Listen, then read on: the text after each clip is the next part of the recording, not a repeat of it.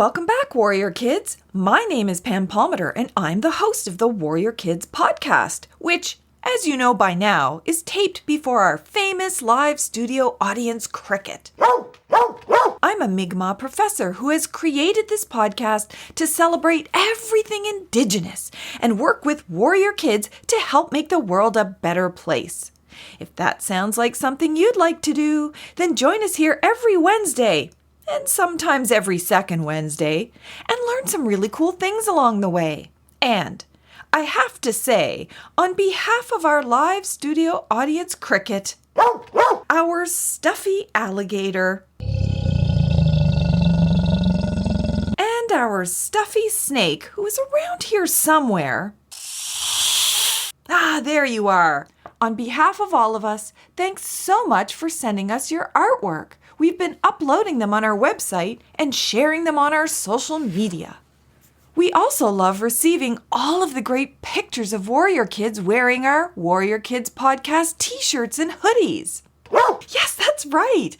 Cricket says we're all part of one great big Warrior Kids family now, doing awesome things to make the world a better place. All this Warrior Kid education and action makes us really happy. And part of our education here is learning about all different Indigenous cultures on Turtle Island, like First Nations in Canada, Native Americans in the United States, the Inuit in Canada, Alaskan Natives in the United States, and Métis peoples. And beyond Turtle Island, there are even more Indigenous cultures, like the Maori in Aotearoa. That's the Maori word for New Zealand, Aotearoa. And then there are Indigenous peoples in Australia, Hawaii, Samoa, and many other places in the world. But today, I'm going to share with you part of a chat that I had with an Inuk woman named Nancy Mike. And you might be thinking, what is an Inuk? Maybe you haven't heard this word before. Well, the word Inuk is the singular form of the word Inuit. Yeah, see, you've heard the word Inuit before. Inuk means one Inuit person, and Inuit refers to the people, like a whole bunch of them.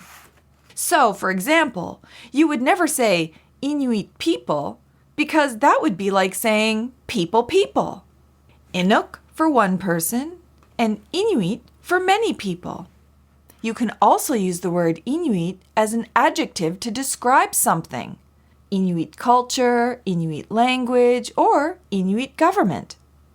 And the language that the Inuit speak is known as Inuktitut. They live primarily in the Arctic regions of Canada, what's sometimes referred to as the far north, and it usually has lots of snow and ice. While they are considered one of the Indigenous groups in Canada, they have their own special Inuit homelands, culture, and language. Inuit also live in Alaska, which is part of the United States, even though it sits right beside Canada's Arctic region. You sometimes hear Inuit from Alaska referred to as Alaska Natives, but many prefer the term Inuit or Yupik, depending on their backgrounds. So, Nancy Mike is an Inuk woman who wrote a very special book celebrating Inuit culture called Elisapee and her baby seagull. I had the chance to sit down and talk to her, and I'm going to share part of this conversation with you. First, I asked her to introduce herself. My name is Nancy Makiktuk Mike, and I currently live here in Iqaluit, Nunavut. Originally from Punaktuk, which is north of Iqaluit. And I moved to Iqaluit soon, right around when I wanted to do my grade 11 and 12. So I've been here since. And I go back home to Punaktuk each year to visit my family. But I currently live here in Nakungok, Apex, just a little drive away from the downtown core part of Iqaluit. And I have 3 young daughters who are my heart and soul. Everything that I do is for them and for our culture and language. Then I asked her to tell us the background background about her book, Elisapee and Her Baby Seagull? Elisapee is actually one of my middle names. I have 8 names, and naming is such a beautiful part of our culture. When someone passes away, the newborn babies that are born, they're usually named after that person, and it becomes a whole, like a grieving process, or being able to tell stories of that person to the child as they grow up is a way of teaching and keeping knowledge. But Elisapee was my grandfather's aunt, and so when she passed away, my mom named me Elisapee after her. And when I wrote this book, I thought about using different names, but I really stuck with Elisapee for this book specifically.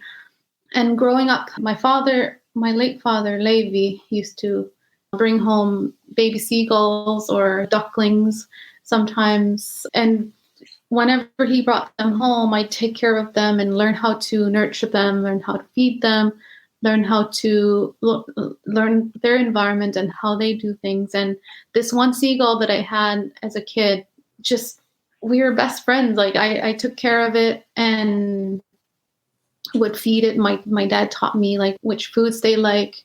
And then my dad would bring me to the shoreline or to the Tininak we call, and collect sculpins for it. Or whenever my dad cut up a seal after being out hunting, he'd cut up some slices of like seal fat that I would feed the seagull. And so one day I went out and taught it how to fly by throwing it in the air, and it would fly around and then come right back.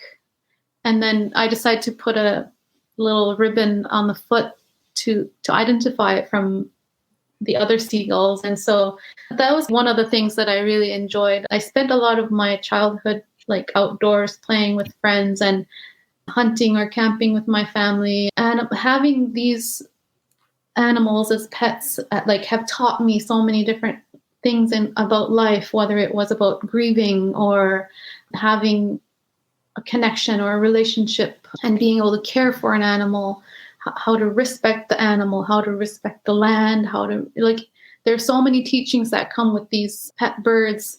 Some may see it as a bad thing because it's an animal, but I really see it as a way of teaching children about many different aspects of our culture. So that's kind of how I decided that I would write a book about it, because it was one of my favorite memories growing up. And I wanted my children to remember the story and to be able to have that knowledge. And finally, I asked her if she could read from her book, but in her own Inuit language of Inuktitut, so that we could all hear what it sounds like. Yeah, I totally can. This is the Elisapee Naoyarangalu, and I'll read a short version of it. Now naligiyaw makiloktok Elisapee mut. Ilisatilaw magu Elisapee kanok pakityagon ng mga mew. Nerititigon na laktunilo o mayunik. Ilineaktis si maluniok. Kinuis ang nimidlo ilineaktis si maluniok. Kautamat ilineari kami Elisapee ang ikakatalaw tok tuavaktunilo naninasawak tuniok now. Naritipat tuniok now ikituniolo ani katigigyak tulak tuniolo pingwa katigineakamiw. That's so beautiful. And it's so great that you have it not just in English, but in your own language for your kids and to help preserve the language. Because I think that's a key part of all the work that we do today is cultural revitalization. Mm-hmm. Thank you. And so the obvious question then is, there are going to be more books in the future, more children's books. I have more ideas, and I just haven't taken the time to make it happen, but who knows? It might happen sooner rather than later, maybe. Wasn't that just beautiful? And the great thing about Nancy's book is that there is an English version and an Inuit version so that her people can preserve their language. I hope someday we get to hear her read the whole book aloud for us. Wouldn't that be great? Maybe I should ask her. There is so much more to learn about the Inuit, and hopefully we will soon have another special guest on the Warrior Kids podcast. No, Cricket, I can't tell you yet. It's a surprise. So what did you think about today's episode, Warrior Kids? We got to hear from an amazing Inuk author named Nancy Mike, and we got to hear her read from her book Elisapee and Her Baby Seagull in her language of Inuktitut. We also learned that Inuk refers to one Inuit person, and Inuit refers to many people or the whole collective. We also learned that Inuit in Canada's Arctic region have relatives in Alaska. So, Warrior Kids, what can you do to learn more about the Inuit? Maybe your parents can buy the book Elisapee and Her Baby Seagull. Or maybe you can all go to the library together, borrow it, and read it together. Perhaps your class can do some research on the Inuit, where they live, and maybe learn more about their culture. Or my favorite, maybe you can all do some drawings about what you imagine this baby seagull might look like. I think that would be amazing to see. Writings, paintings, drawings, blogs, and poems are always welcome here at the Warrior Kids podcast. Your parents can help contact us from our website on www.warriorkidspodcast.com, or they can email us directly at warriorkidspodcast@hotmail.com. Thank you all for listening, learning, and acting. Till next time, later, Gators.